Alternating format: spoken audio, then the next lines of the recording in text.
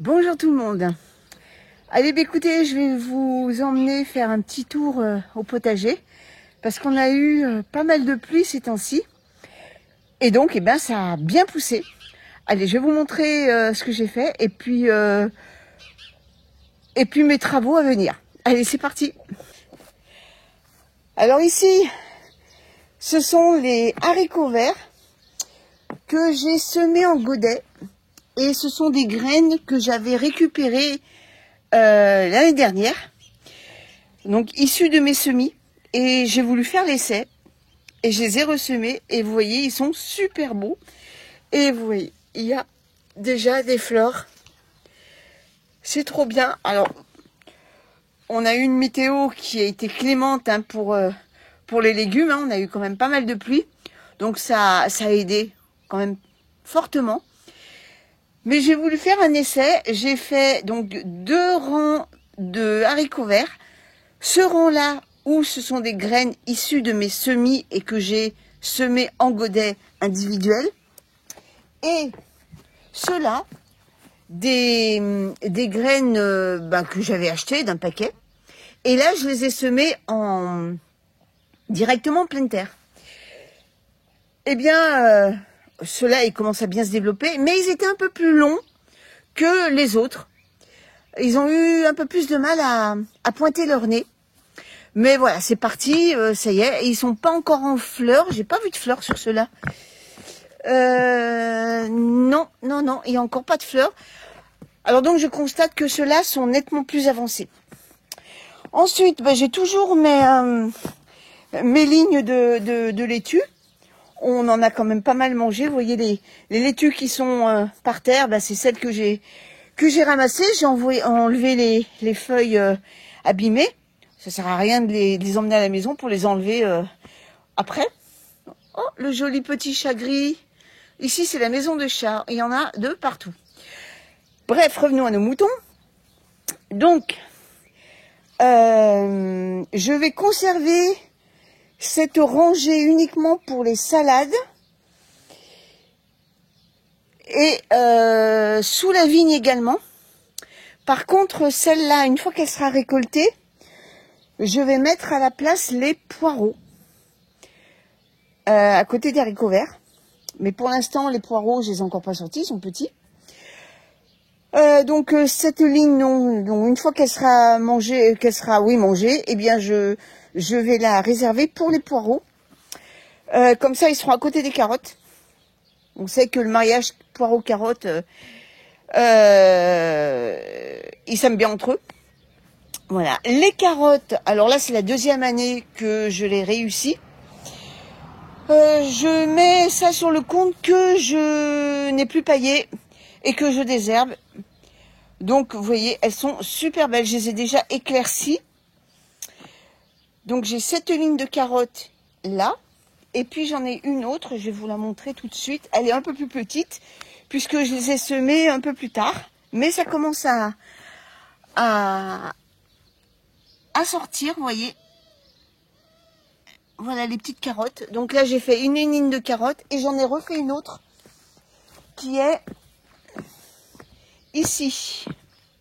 Et celle-là, elle est encore pas sortie. Ah si, regardez.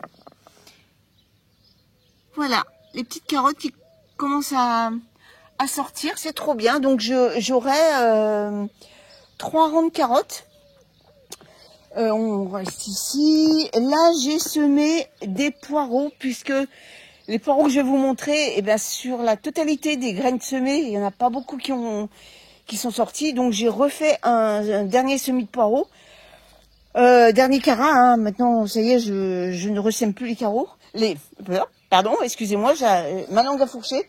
Je ne ressème plus des poireaux, puisque maintenant, ça fait un peu tard. Il faut savoir que on les repique courant juillet. Donc il faut attendre qu'ils aient le temps de bien se développer pour les repiquer. Chose bien, mon petit melon qui a eu du mal à reprendre. Il s'est fait manger par une limace. Il a eu du mal. Mais ça y est, il commence à repartir. C'est plutôt cool. Voilà mes poireaux que j'avais semés, la première vague de poireaux que j'ai semés.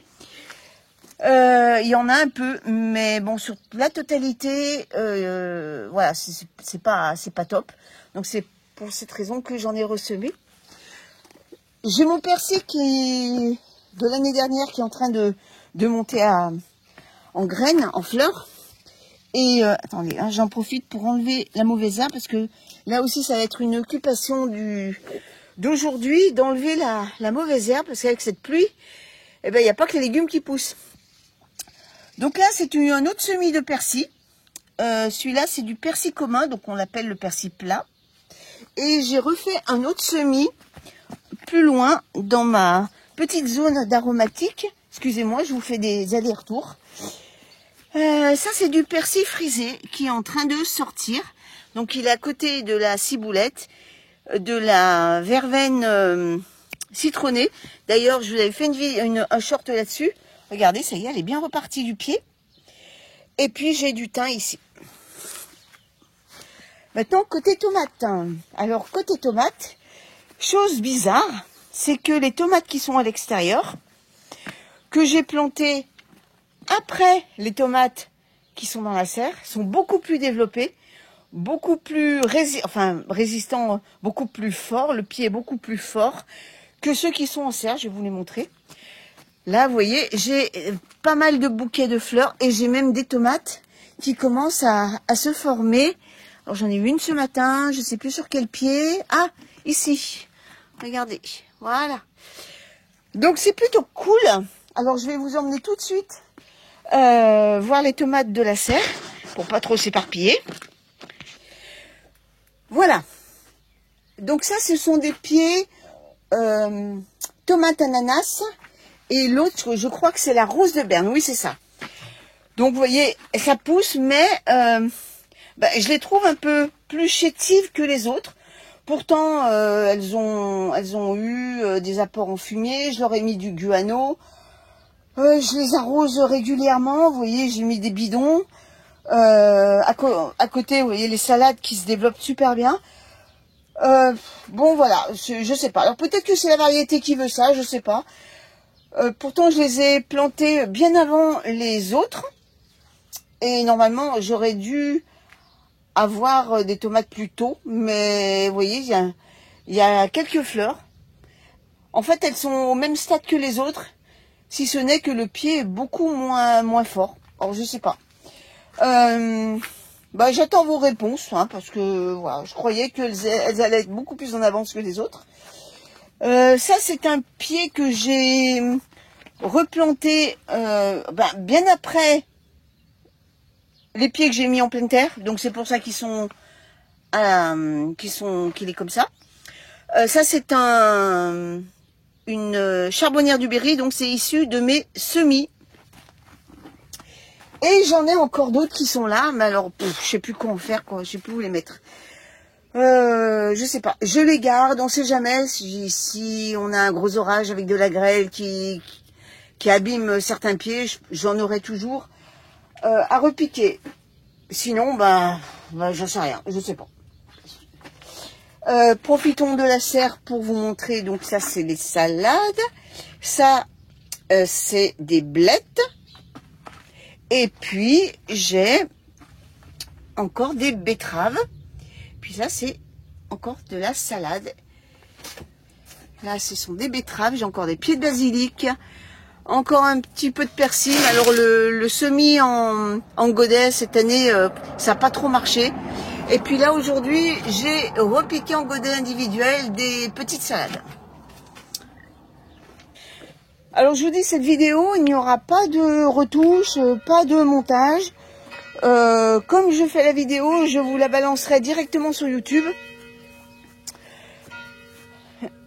Ensuite, là, je vais terminer la récolte de mes laitues.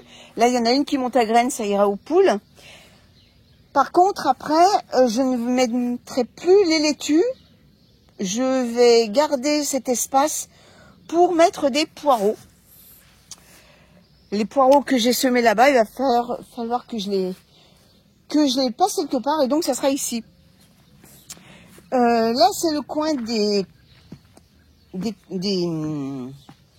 aubergines et des poivrons. Et commence à faire des fleurs. Et les aubergines, j'ai pas vu de fleurs encore. Mais ça va arriver, il n'y a pas de souci là-dessus. Ça, ce sont les courgettes. Donc j'en ai deux ici. Celle-là, je crois que c'est une jaune. Et j'ai 2 pieds de verte, si je ne me trompe pas. Et j'en ai une ici. D'ailleurs, on peut voir qu'il y a déjà une petite courgette qui est en train de se former. Et j'en ai une ici. Non, même 2. J'en ai une qui est là également. Et l'autre, bah non, elle est encore pas fleurie. Donc voilà, ça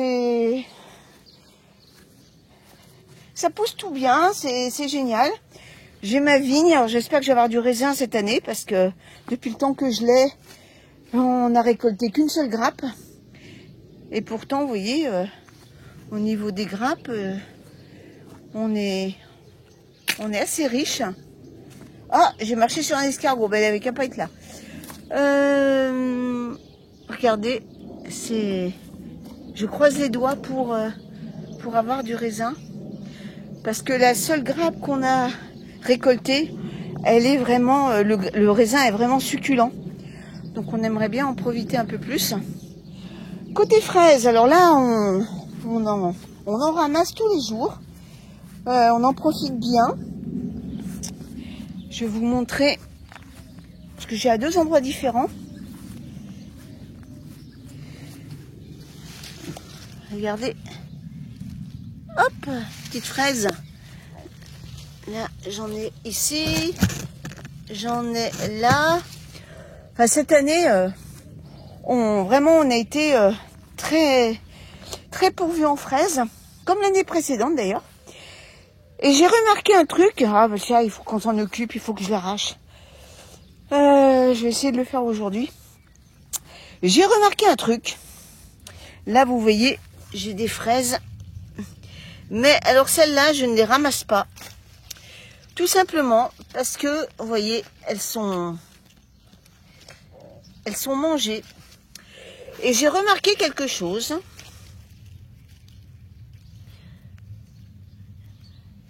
J'ai remarqué une chose, c'est que, vous voyez, là où elles sont placées, il y a pas mal de végétation, il y a des buissons, il y a du lierre, il y a un peu de mauvaises herbes. Et j'ai remarqué que, aux endroits où j'ai bien désherbé, eh bien, j'avais moins d'attaques de limaces. Alors, je dis bien moins parce que elles sont quand même présentes. Faut pas se leurrer avec le temps qu'on a eu.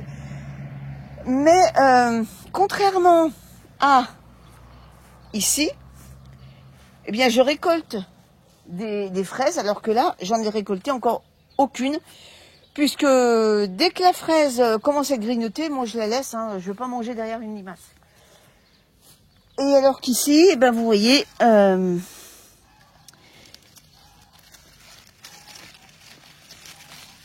sont jolies. Alors, je vous dis pas, il y en a quelques-unes qui sont mangées, hein. Mais dans l'ensemble, je récolte plus que de fraises que les limaces me les mangeront. Et pourtant, je mets des granulés aussi bien ici que là. Ben, là-bas, maintenant, j'en mets plus parce que ça sert plus à rien. Mais vous voyez, même avec des granulés, si on laisse pousser la végétation à côté, l'herbe sauvage, tout ça, et bien maintenant, je suis convaincue que ça peut engendrer des problématiques de ravageurs. Donc ça va sauter. Bon, ben voilà, je crois qu'on a fait le tour. J'espère que pour vous, le potager se porte bien, que vous n'avez pas eu trop de dégâts de grêle, parce qu'on a eu quand même des orages. Et j'espère que pour vous, eh bien, votre potager n'a pas été mis à mal. Eh bien écoutez, sur ce, je vais vous laisser. Je vous souhaite à tous un très bon week-end et puis on se donne rendez-vous dans une prochaine vidéo. À bientôt tout le monde.